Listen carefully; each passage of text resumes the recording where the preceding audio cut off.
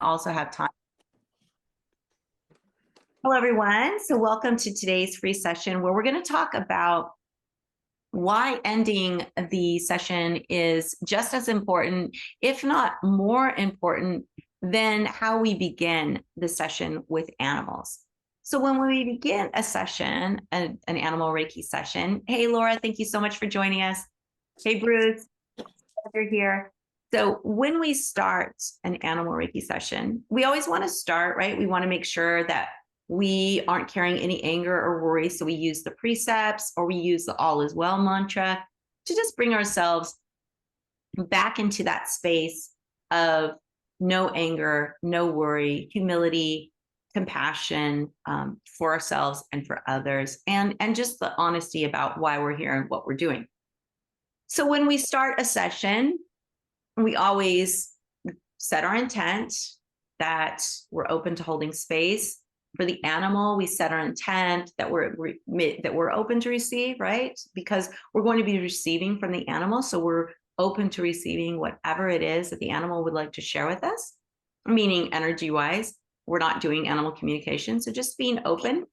And then, and Liza said hi, everyone. I'll just take a moment to say hi, Mariana. Thank you for joining us. So what we want to do is we always just want to be open. We set our intent, and then we sit with the animal and we let go of all thoughts that we want to fix or cure or do anything with the animal, right? We just sit, set our intent, we're open to receive, and we sit with gratitude, right? We might even thank the animal. And then we always ask the animal's permission. I'm here. I'm going to be offering, a meditative space. You can take as much or as little as you want or nothing at all. It's completely up to you.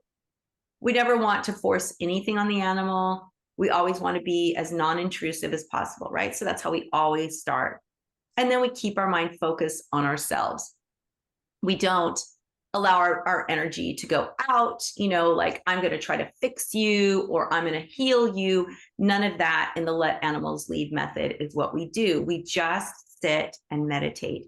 When we meditate, our body goes into balance and our energy goes out, and it is a beautiful, loving, pure energy. Instead of, if I want to fix you, I want to heal you, now we're saying, I am the healer. This animal is broken. There's something wrong with you. You need to be fixed. That energy is completely different.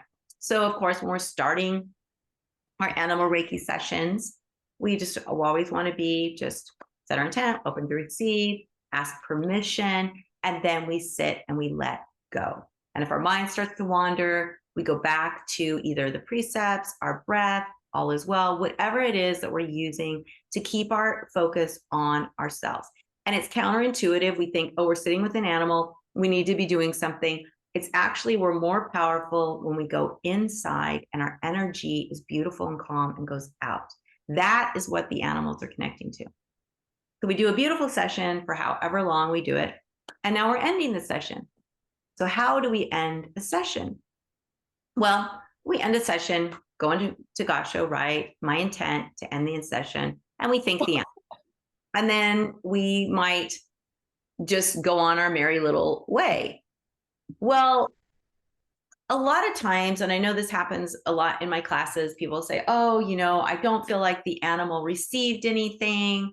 I don't feel like they were connecting with me. So sometimes we end the session and we immediately go into that ego tailspin. Oh, it wasn't good enough. Oh, I wasn't good enough. Oh, the animal didn't like it. Oh, the animal didn't, all of these things. Well, guess what? Animals are incredibly energetic. It's just like when we sit down with them, we don't want to be all, blah, we want to be calm.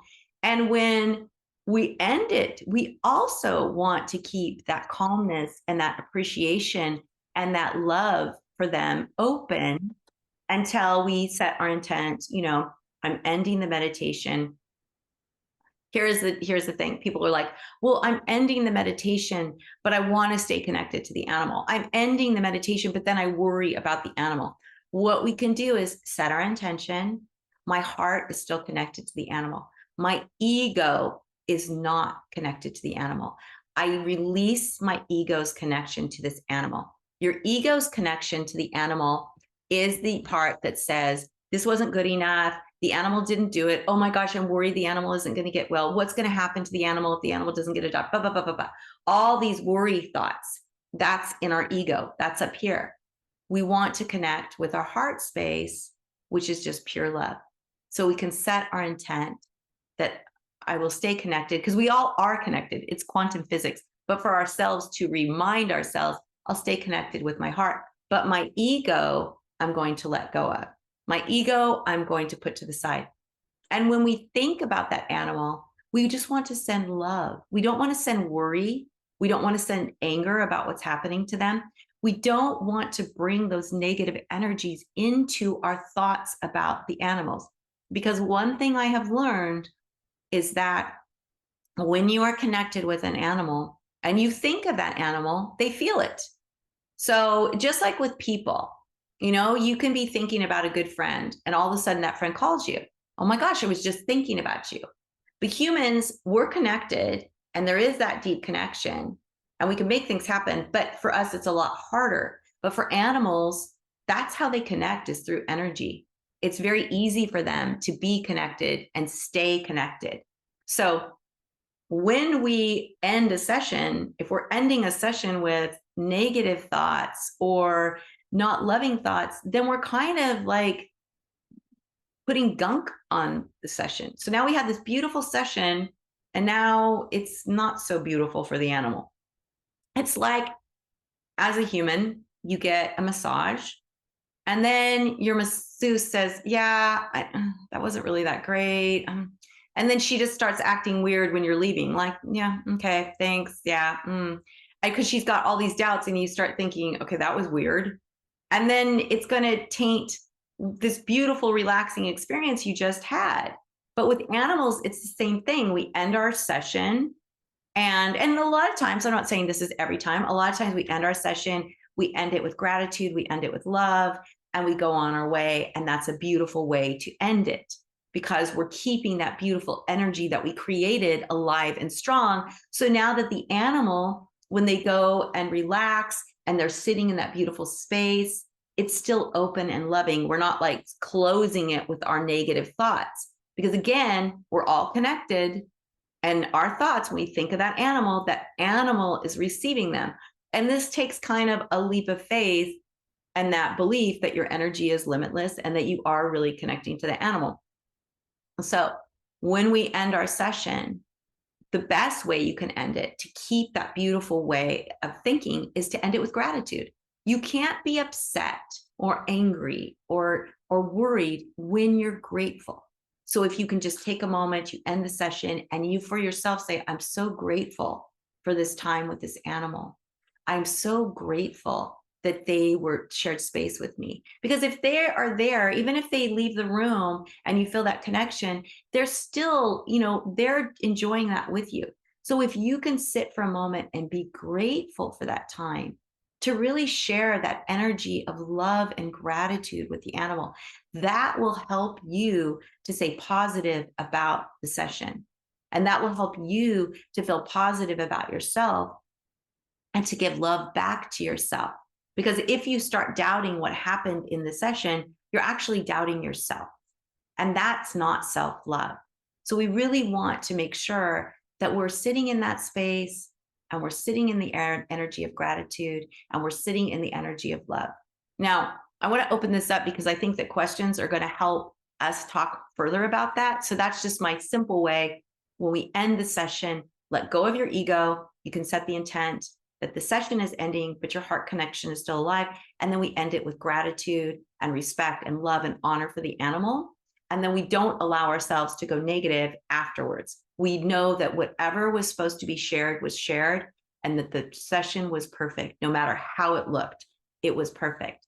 So I just want to welcome really quickly Sharon, sorry, Sharon and Handy and Sue and Barbara and Susan and Eddie, who all came. Sorry about that.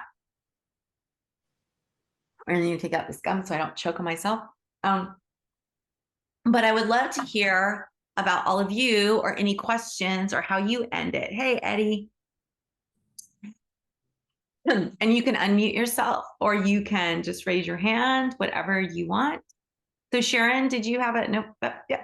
Yes, yes. In our meditation, an elephant came to me. Mhm. It was so sad because it was recently killed, and the baby was there, and it was worried about the baby. The only thing I could think of was the game wardens are going to find it. Yeah. But like, I was just like,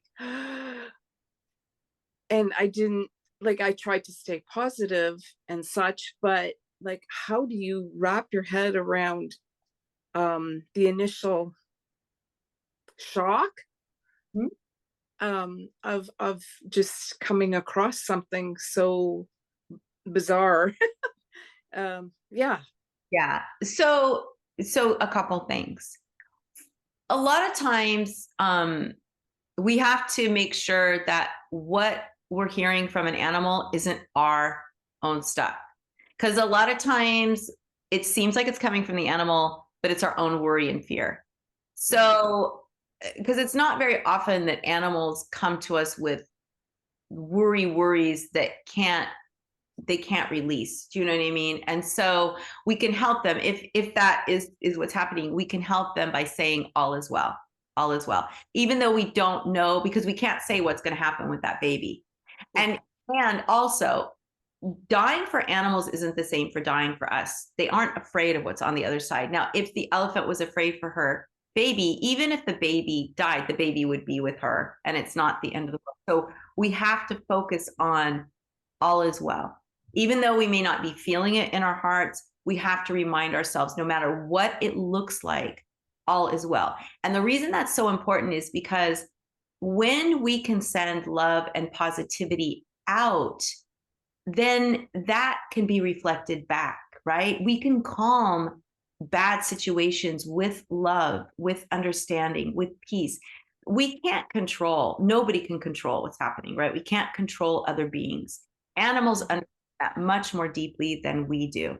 So when an animal comes to you with sadness like that, ask yourself, and I don't know if you're an animal communicator or not, Sharon, but Got asking no idea. Taya's book and talk are really good because it helps to realize, okay, sometimes we have to do validation. If we find something coming to us like that, we have to say, okay, is this my fear or is this really the animal's fear? And we have to take ourselves out of the animal Reiki and start talking to the animal and saying, is it, and finding out, because sometimes you might find out, this is my fear that's being reflected in this animal, but I can actually go with the animal to a higher place where we're up here in the energy of love. Mm-hmm. So with animals, when they're suffering, a lot of times, and you'll find this when you go to sit with an animal and it's hard, the animal's suffering. I remember we went to Best Friends. There was this little, the cat literally looked like she was on her deathbed. And I think her name was like Whisper. She was a gray, smoky cat, or maybe her name was Smoky. I can't remember. Anyway, she's a gray Persian cat, but she looked like death. And she was just barely walking. And so I just sat there and I meditated. And she laid in front of me. And I just focused on love and light, right? So bringing us up here instead of down to her physical body is whatever's happening is happening. But, just bringing ourselves up to this energy of love and light. Because when we do that, we give all of ourselves this beautiful space, right? We take ourselves out of the pain, out of the suffering, and we're up here. And then at the end of the session, just so much gratitude for this sweet cat and not knowing what would happen. And then the next day, we went back to the cat room where I'll call her Smokey. Smokey was.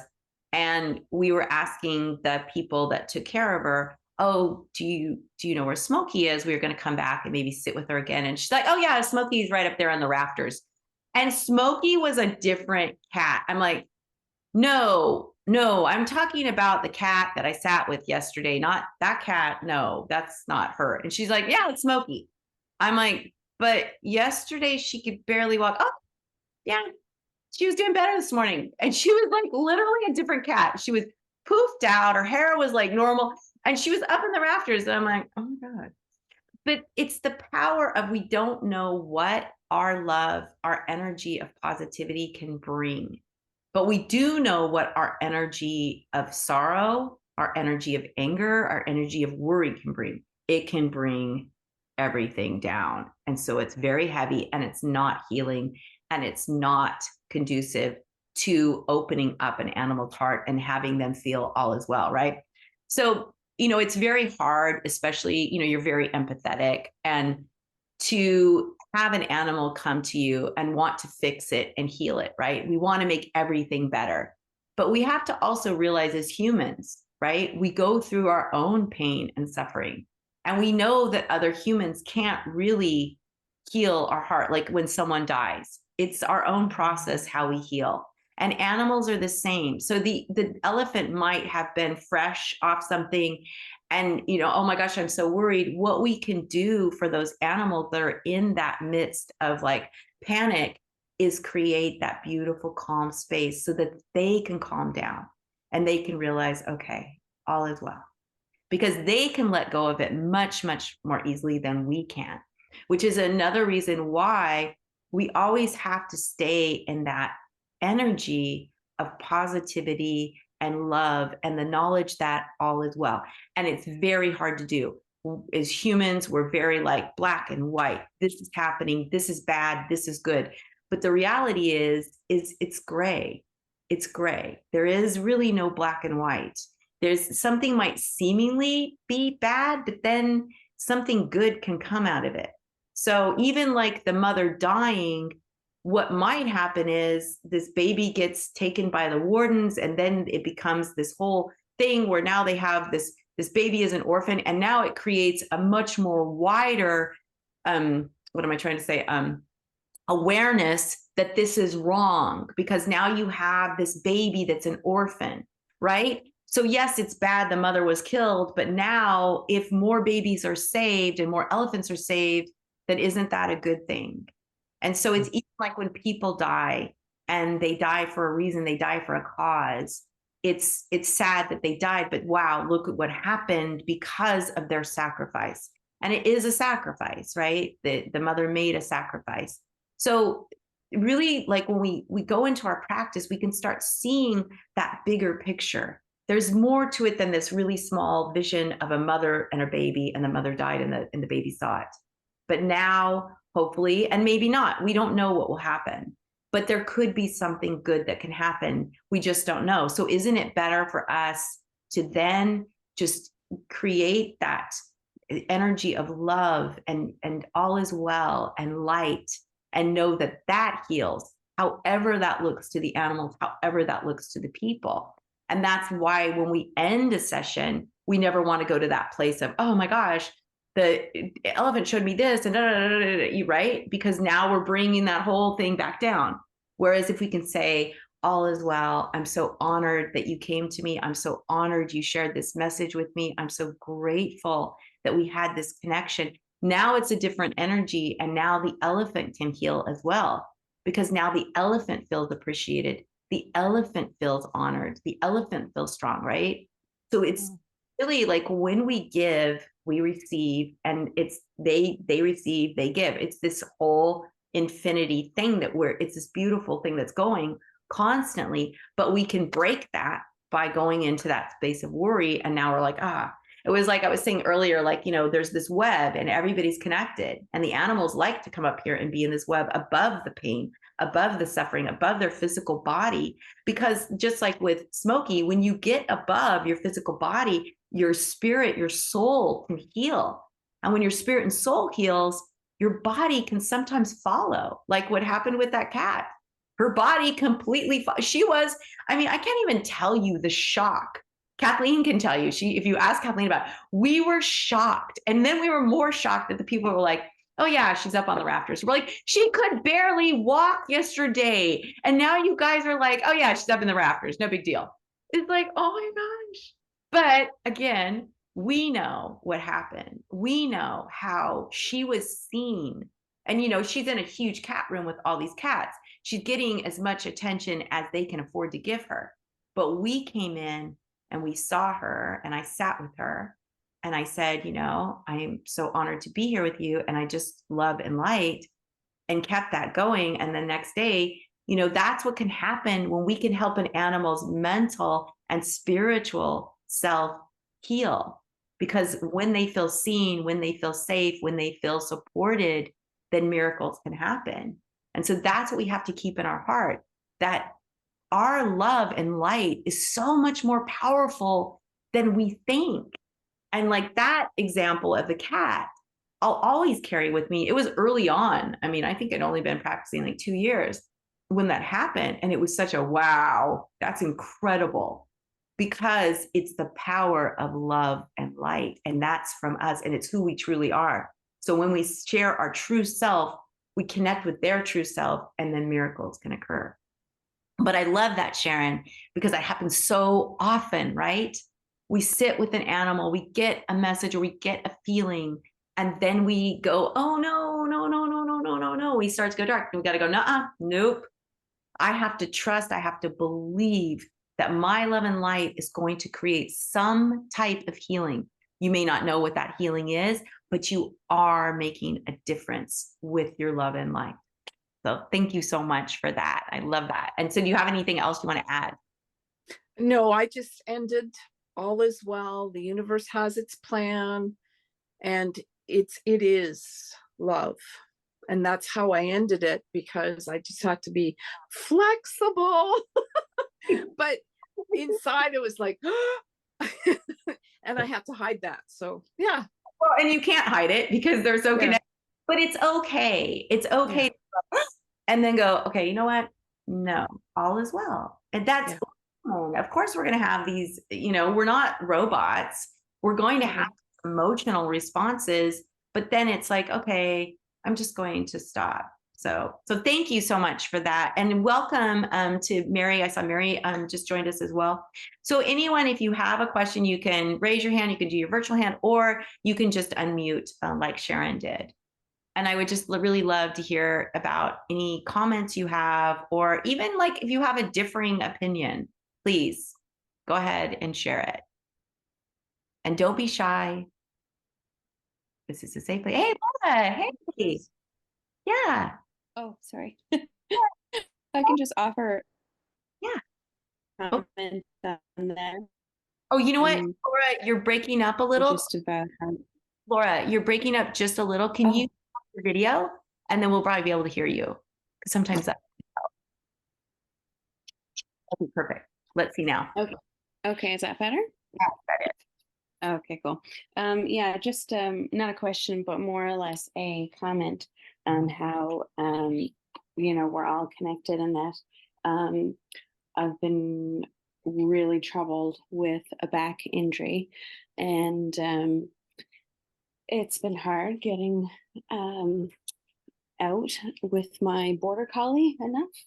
And anyway, I heard that there was a campground closed down for the season, and that I could take her off leash there. And I thought that'd be great. She could run around. And I was thinking, man, I would just love for her to be able to play with another dog right now. And she doesn't usually play with other dogs. She's more interested in working or toys. And I get to the park, and we were only walking for a couple of minutes. It was completely empty, except a man showed up with another border collie. Oh my God. Played and played and played, and she never does that. And I was just like, man, thank you. I needed this. So, yeah. I love that so much. The power of intention, right? And the power of intention with our animals. Our animals can make miracles happen. I mean, I love that so much. I love that you shared that, because it's so true. And I love that another border collie, what are the odds, right? That they would see each other. So I love that so much. But again, you know what? Like putting it out what we want, animals can make things happen for us. I love that. So thank you so much, Laura. Susan, I saw that you unmuted yourself. Did you have some comment? Yes, I didn't realize I'd unmuted myself. I just, well, I don't know where to begin. About a little over a year ago, I adopted an old revolving shelter door cat. And it was a challenge to work with her when she couldn't even blink. She just stared and reacted in strange ways. And I, who without my hearing aids have practically zero hearing, finally picked up on the fact that that's exactly how she's acting to things. And yeah, and there was nothing in the bio that they gave me about her. So I figured it out, and I figured out ways to deal with deafness and in a cat and keep her going. And to make a very long and interesting but tedious story short, she came around. And I have to say that our anniversary together was 2 weeks ago. And suddenly, not suddenly, but it felt like suddenly, I had a cat who would actually come up and butt heads with me and request her jowls to be scratched. And I do some communication, but I'm not an expert. But I also noticed about a month ago that she was curiously slower, more naps, losing weight when I got super duper food for her and all that kind of stuff. And it was relentless. To shorten that story, she died yesterday morning. And I was with her the whole time. Being old and retired, I have that privilege to devote the bulk of my time to another being of sorts. But here's the thing is, I thought about you, Leah, so often, thinking, I wish you were right here at my side at this moment, because I want to say the right things. And frankly, you just did. So it was wonderful to hear all that. And I'm sorry if I can't see very well right now. The thing is, what I did was, I had a cat some years ago who died at home, all very logically, and everything was fine. But I very often had the feeling that that cat, whose name was Serendipity, was now not just a spirit being out there. That cat was in angel training. I don't know how to explain it. And so I told this little kitten, or 14-year-old kitten, that she was going to a magical place, and that she was going to be met by an angel who had recently gotten her wings and was really sympathetic. But more than that, she was going to be a fun companion. Because one of the coming out things about Sink, the cat that just died, was, I was told very strongly this was an indoor cat. And then one day, about 6 months ago, she snuck out. And I was panicked, of course, and went looking for her, could not find her, until finally I happened to glance up. And there, in the notch of a tree, 15 feet above the ground, was this cat who I thought wouldn't have a clue about trees. And that was the beginning of her final chapter in life, where she was independent. She was going to climb trees. She scaled fences. She got on roofs. She did everything that just makes a mother's heart go wild. And I finally decided to myself, if she dies tomorrow, she has had one whale of a time in her last chapter. And so I made a point of encouraging her to do whatever she wanted to do. It was her decision. But what I don't know is, after she took her final breath, what could I have done? It never occurred to me to go find a book and read about how to help an animal die. I just did what was in my head. And what could I have done? Not to correct me, but to offer advice for all of us, because sooner or later, all of us pet people go through this. Right. Well, That's my question. first of all, I'm so sorry, Susan, but I know. Thank you. an incredible gift that you were able to give this sweet little cat, who, like you had said, had been in and out, been given up on, and she was with you for a year. And just it's so beautiful. And again, it's really strange how animals come to us exactly when it's a perfect pairing, that little kitty came to you. You were the one person that could deeply understand her issues with her hearing. And so it's just a beautiful coming together of two souls. I think you did everything exactly how we say. I mean, first of all, it's never easy to say goodbye. So we're always crying. And I think that, well, I just put my dog Leo down on the 22nd last Sunday. And it was the same thing. He had lived a very long life. He'd been with my partner for 12 years and with me for 8 years. And he was probably 15. He was a rescue. So the best thing that you can do, and what we did with Leo, is you just show your gratitude and love. And it's okay that you cry about it. But for all that they brought to you, because it's really a gift that they're giving to us when they come into our lives. Yes, we help them by allowing them that freedom. And I love what Anne had to say here in the chat. She said, Susan, you gave her divine agency to live her life as she pleased while she was with you. Thank you so much, Marilyn. Yeah, and I love that, Anne, because that's so true. That is the biggest gift we can give animals. And also that she was allowed to pass the way that was good for honoring her soul, right? You allowed her the freedom. You allowed her to be the cat that she wanted to be. And she repaid you by giving you headbutts and showing you that she was so appreciative. They can't stay with us forever. They have to leave at some point, but honoring them and seeing them. And I think that's so beautiful what you told her about her little angel that she's going to meet when she goes up there, because it's so true. She's be up there with your other cat, and they're both going to be, I mean, she's still around you. They're both still around you. We think that because her body's gone, their spirit's gone, but it's not. It's right here with us. And the one thing that gave me peace about Leo was my dog Titus, who was a pit bull boxer that I had when I met Michael and Leo. And they were both males. And it was very funny because we thought, oh, this is going to be really hard to get these two very dominant males to be together. And we couldn't have been more wrong. They completely came together and were best friends. And for 4 years, they were best friends until Titus died very early. And I had peace knowing that they were going to be together and they were going to run around.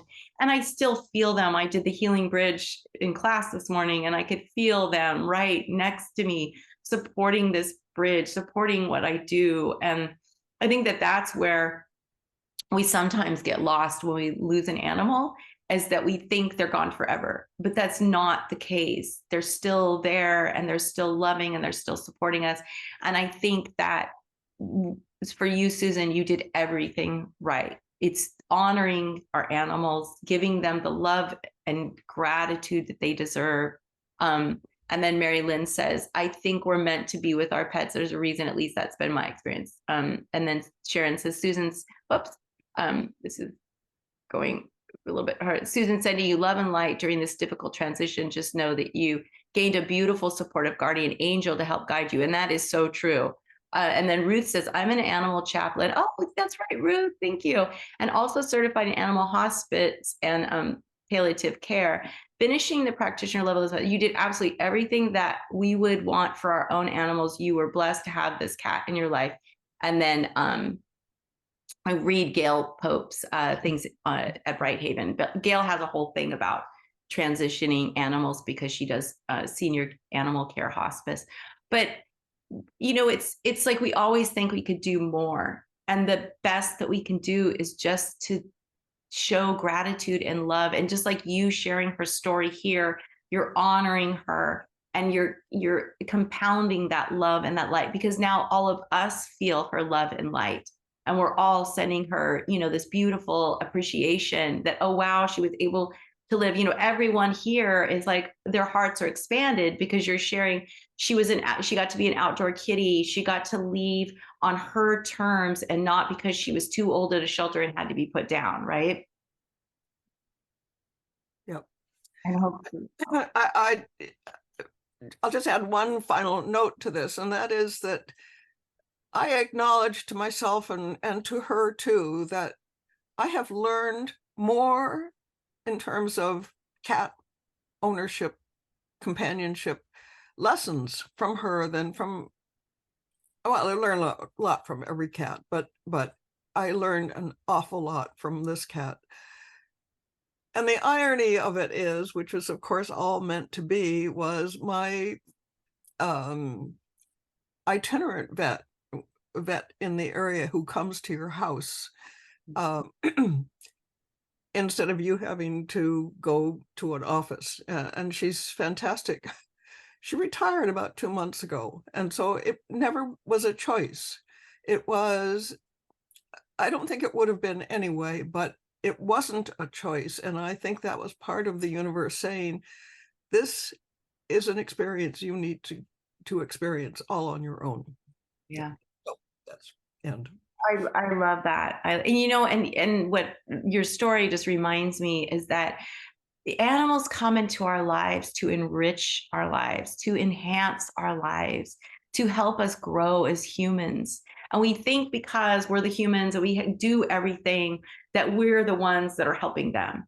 But the reality is they come into our lives to help us become better people, to become better humans. And you look at your short time with this beautiful being, and you just said, you learned so much from her in that short amount of time, all lessons that you need to learn, right? And so if we can look at these animals not only as being companions, but as being teachers to help us evolve into more, sensitive, loving, kind humans. I mean, my gosh, that's just amazing. And they do it without expecting anything in return. I mean, and that's the beauty. Yeah. And absolutely. I love that I know this is very emotional, Susan, and I'm so sorry for your loss. But when you look at this, and I know that as time goes by, the gratitude is going to replace the pain. And it's so hard at first, it's so raw, but soon just the gratitude and all these beautiful memories that you have together and all the lessons, it's going to start replacing that pain. And again, she's right there with you. You can do the healing bridge and make that connection, the Reiki space, whatever that is, because she's right there with you. And on the other side, sometimes animals make really incredible things happen. And I truly believe they always leave because they're making room for someone else to come through. Whether you're ready for that or not, I feel like, I know Leo left because there's another dog that needs to come through. And we don't know when, we don't know where, but we're open to it. And I immediately contacted one of the rescues that we worked with and said, well, we may not be ready right now, but just so you know, we have room for another dog. And that's just something that as animal lovers, it's just a pain we have to go through. And you did everything right. And it really enhances how we end a session, right? We end it with love and gratitude, just like we would if they were leaving us from this world, with love and light and gratitude. Thank you so much, Susan. I really appreciate that. And so we still have time for a few more questions. If you have something you want to share, or you have a question about how we end, and oh, Sharon's good. I love it when the animals join us. It's always so fun. It's like, oh, supporting us. So something fun that happened in class too, Mary, one of the students, she was at her daughter-in-law's and son's house, and she has 2 little kids. And it was such a great reminder. There were 2 little boys, 5 and 2. And we were doing a very long meditation. We were learning Hatsureho, which is all different, pieces. And she said that the 2 little boys, joined for the meditation and were quiet, and she was worried they were going to be all rambunctious. And instead, they sat quietly during the meditation and they invited their kitties to join. And it was such a beautiful reminder that we have this beautiful gift to give to children, to remind them, because they're so close. They're like animals. They're so close to that energy. They don't have the limited beliefs that we do. They're still in that beautiful, anything is possible stage of their life. And so when we can sit with them and teach them how to be quiet with animals and how to just share their heart and their love, it can create a beautiful practice for them as well. And just, think about what happens when they grow up and they have this beautiful connection to animals, and they're going to want to help them and save them and do their best to make the world a better place for them. So I just wanted to share that because that was so beautiful that Mary brought that in and then shared that with us. And then Ruth says to us, may their memories, to us, you and me, Susan, so may their memories always warm your hearts and soften your pain. And I truly believe that. The one thing that helped Michael and I deal with Leo leaving us, because he was such an incredible dog, is just all the different memories, rehashing and reliving all the different times that he did all the crazy things. He was too smart for his own good. So he did things that no other dog I've ever known has done, like scaling a 12-foot fence and coming to us that way. You just never know. But anyway, so let's, no one has a question? Surely someone has come, just anything, because you might not think it's a big deal, but somebody else, Barbara, yes, yay. Just a quick question. So when you're ending a session, what happens if you have to end it like abruptly? Like for instance, like my one cat, I actually just got back with her. I take her for acupuncture, and she can be a little rambunctious in general. So after the vet, after she's done putting the needles in, she leaves us alone for it varies each time. It depends on what type of treatment she's going to do on her. But to try and calm her down a little bit, I'll just start doing Reiki with her. And sometimes the doctor will come in sooner than I thought. So I kind of gauge, I try to gauge like when she's going to come back in, but sometimes she comes back in sooner. So ending it so abruptly, is that like, I don't want to say a shock, but is that? We don't really know how it is unless the animal. But I think that you don't necessarily have to end it. And I think that's where we get confused, right? We think, oh, I'm doing this session. It's like Reiki on, Reiki off, Reiki on, Reiki. Not that way though, with the let animals lead method, because we're just focusing on sharing that loving energy. So when the vet comes in, that loving energy doesn't end. It's just that now you might be talking. Now, the really magical thing that can occur, and this I learned from being in the shelter for so many years, is that what would happen is, like, let's say I'm doing, a sharing the energy space with a dog, and the dog is laying down, but the dog is like still awake, and someone comes in and starts talking. But because we're in that really calm space, when we talk, we're talking very calm, and then they kind of match the way we're talking. And like literally 100% of the time, the animal would just go, oh, like it's almost like because my attention is now off the animal, but the energy is still there, the animal can then go, ah. So what you could do is just keep that awareness. Okay, the vet's here, but I still have this beautiful, loving space open, and I'm going to talk to the vet. And, my attention is going to be with her, and I'm going to talk slowly and, softly. And now your cat might even be able to go deeper into that space. And as the vet's removing the needles, it's still a very calm and loving space, because we think it's like when we're done with the session, okay, it's done, right? But actually, it's like when a bell rings and it goes ding, right? And that's our energy. It's the same thing. So even though we think it's done, it's still actually reverberating out. So you're like, yes, physically you're stopping and your awareness is like no longer just completely focused on your cat, but that energy that you have created is still with you.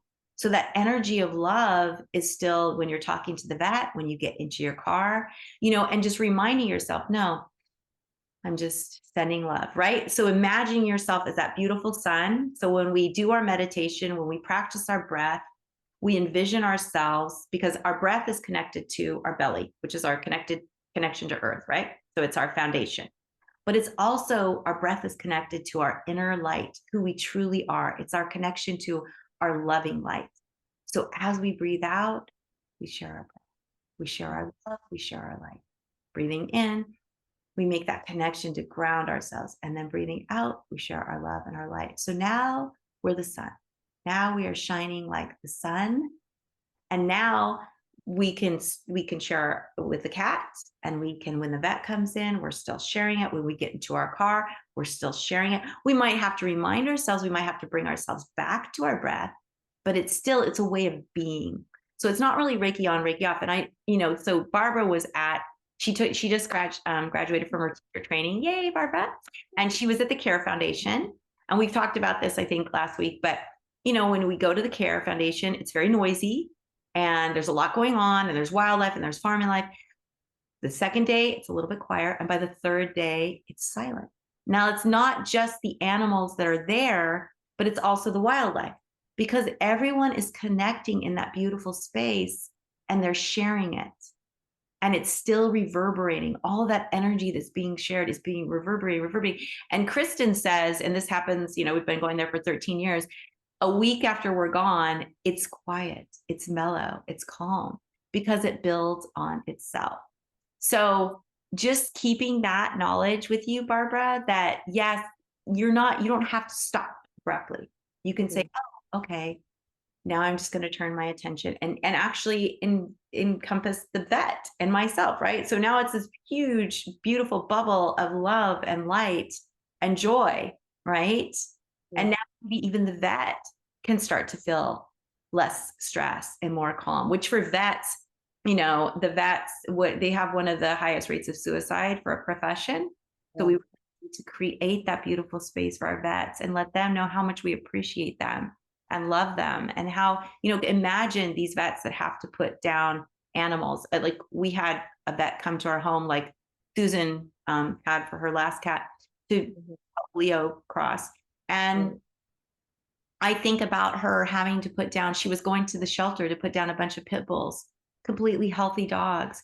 How that hurt her heart, how that must really make her feel just so hopeless for some of these animals. But again, when I'm doing Reiki with Michael and with Leo and with our other animals and with this vet, and she even said, oh, I can tell that it's just such a beautiful, calm space in here. And even though it's really sad, when she was leaving, she was like, oh wow, it was just really beautiful. Even though it was sad, she's like, I just felt all the love and support coming into this. So we can really help our vets. And in fact, I'm probably going to reach out to her to see when I move home if I can help her just with like some practices, so that to support that. But really, just know that you're not ending anything. And that's what the practice is for, right? We have to practice being Reiki, being love, being light. But I love that so much, Barbara, because that is such a great question. Great. Thank you so much. Add or anything that you'd like say? Okay, nope. All right, perfect. So anyone else want to make a comment or share something or just talk, just whatever, make a comment. So one more quick question. So then I guess I know, like, we know we're striving to just be in Reiki all the time, but so when we're doing, I guess when we initially learned it, at the end we're supposed to thank the animals and say, we're ending the session. So I guess that's what I think that's what was kind of, I was trying to figure out. I'm like, if I don't get to do that. That's a really good point. Thank you. That actually brings everything full circle. So when we end a session, we say, thank you so much, I'm leaving. But for that kind of situation, you're not really ending the session because that's coming in, the cat's coming in. But then as you're leaving, you could say, oh, thank you, that was beautiful, and like end it that way. We never end the connection with our heart. Once we make that connection with our heart, we're always connected. So we're not really ending that, but we can say it as like, I'm ending this meditation. I'm ending, sitting quietly but I'm also ending my ego connection, right? So I'm ending the thought that, oh, this didn't work out. Like for you, you're like, oh, I stopped that too abruptly and blah, blah, you know what I mean? And then we go into our ego. So we can say, I'm shutting off my ego. I'm keeping my heart connected to the animal, and I'm thanking the animal, and I have so much gratitude. And that's where, when we end a session, we can say, thank you so much for being open to the Reiki that I shared in that vet's office. Thank you so much for allowing me to be with you. Thank you so much for allowing the vet to be with you and to do this with you. Thank you so much for the car ride. We don't have to focus on the negativity. That's why I like Taya as an animal communicator. She always says, don't focus on the negative. Don't sit there and say, oh, I know you don't like the car, but you were really good. Always stay positive and loving. Because when we're learning Reiki, it really is kind of like Reiki on, Reiki off, like you just said. Oh, okay, we're ending the session. But we can't really end our love. Our love never stops. Our love is always, it's just when we're sitting with an animal, we're making that connection to be completely mindful and present with that animal. And then when we're leaving, we're saying, I'm not going to be able to be here with you. I'm not going to be able to be present with you physically, but I still am sending you love and light, right? So it's when we're talking about ending, yes, we're physically leaving, but does our love really ever end? And that's what we're sharing. So we have to ask ourselves, if I'm sharing love with an animal, then if I end this session, am I stopping the love for the animal? No. But what I can stop is my ego. And I can let the animal know that even though I'm ending this, I'm not going to be sitting in front of you, I'm not going to be present, my heart is still open to you, right? My heart is still open to this beautiful connection. And then we leave, and we don't rain on that connection and try and make that connection all dirty and ugly by saying, oh my gosh, I didn't do this. Oh my gosh, this happened. Oh my gosh, this, we just always say, no, it was beautiful and it was perfect. And it happened exactly as it should have, right? I was exactly in the right place at the right time. And so is the animal. And we can just let that go. And just know that each time we do that, we're conditioning ourselves to keep that space of love and light open within us. Mm-hmm. So hopefully that helps. But thank you for that. Yeah, definitely. That brought everything back full circle. So thank you. That was great. Thank you. And because even a lot of times, even when I'm giving them medication, because a lot of my cats have a lot of issues, I after I give them their medication, I'll be talking to them. I always thank them. I'm like, thank you for letting me help you. Yes. Or, thank you for letting me take care of you. Yes. I feel like that kind of like eases it a little bit. Yes, because that's that gratitude, that's that love. And so, yes, that's perfect. So, Lynn, I saw you unmuted yourself. Did you have a comment? Yeah. Well, I would like a little advice, if I may, please. And yesterday started a 2-week 2-week system. My husband and I are caring for our neighbors' 3 sheep and 6 chickens. And it's new, of course, and we had lessons over the weekend. And so we started yesterday, and it went, it's easier in the morning to get them out, but the chickens in particular are challenging to get back in the coop in the evening. So I talked to them, and they have realized that they look at us and they know we're not Jim and Vicky.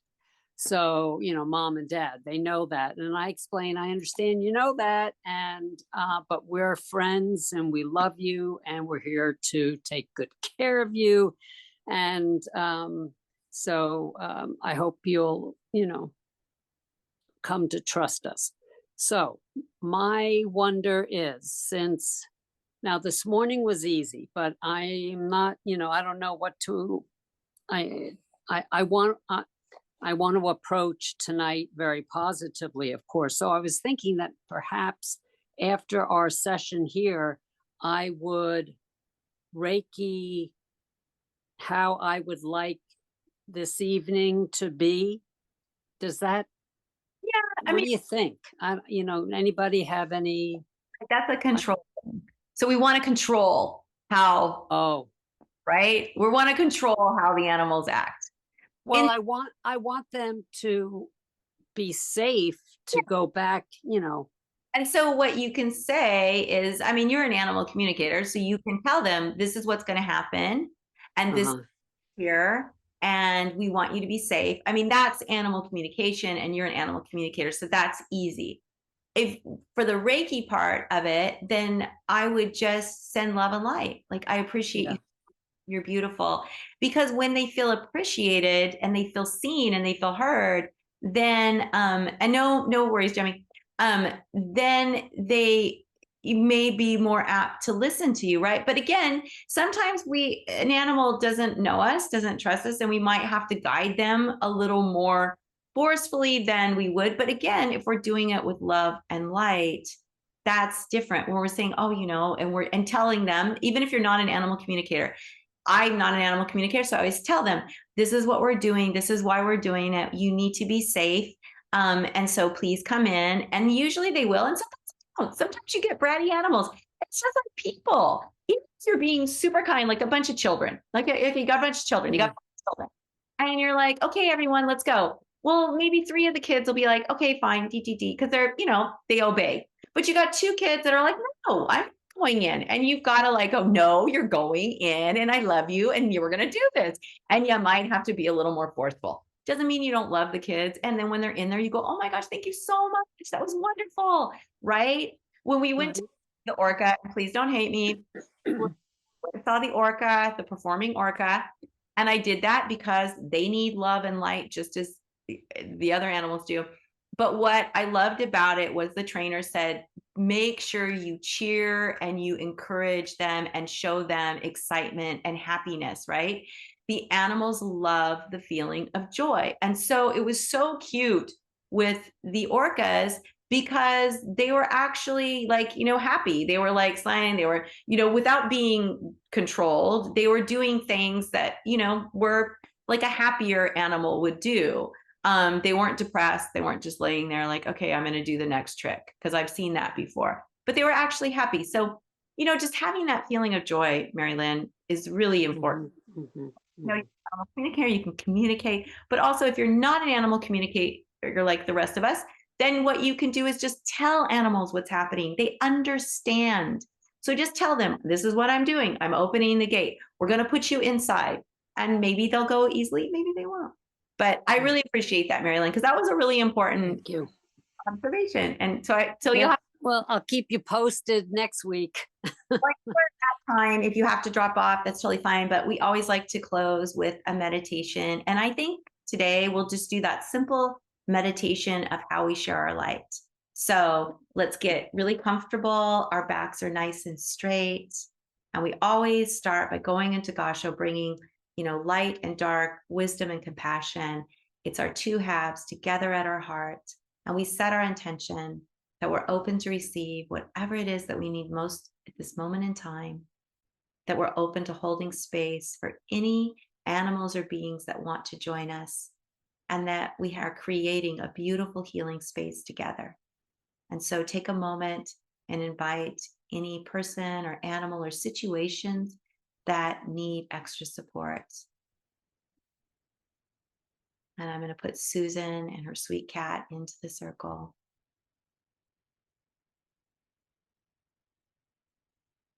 And whenever you're ready, you can bring your hands face up or face down in your lap. And let's just focus on breathing in through our nose and pulling that breath through our heart and down into our belly. Expand your belly, and then slowly bring your breath back up through your heart, through your throat, and out your nose. Just making that connection between your breath, your heart, and your hara, or your belly. And with every breath in and out, feel the light growing within you, at your belly and at your heart. Your beautiful inner light that represents all of your love, all of your compassion, all of the peace within you, all of the joy within you. And envision a light at your belly connecting with the light at your heart. Every breath in and out, these lights become brighter and brighter until the light fills your entire body, fills every cell of your being. You are illuminated in light. And as you breathe in and out, the light starts to seep out into the space around you until you are enveloped in your light, your beautiful sun, pure light and love and joy. Feel the lightness in your heart. Feel yourself start to smile slightly, feeling that beautiful feeling of love. And this is who you are. You are a loving being that is filled with joy, filled with light. And your light is what connects you to animals, to other humans, to nature, to the universe.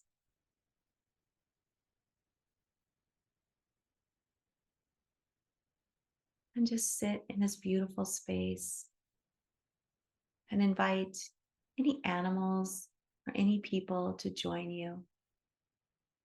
Just see them as a beautiful light.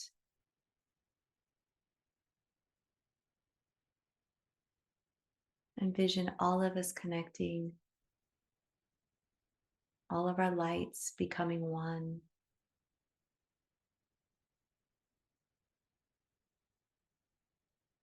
Our love and light is more powerful than the sun. Our love and light is what creates healing. Our love and our light is what creates peace. And our love and our light creates joy.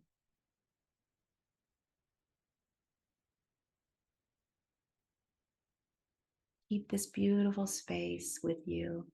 Share it with others as you go through your day, knowing that you can always come back to this space by tapping into your breath, tapping into your inner light.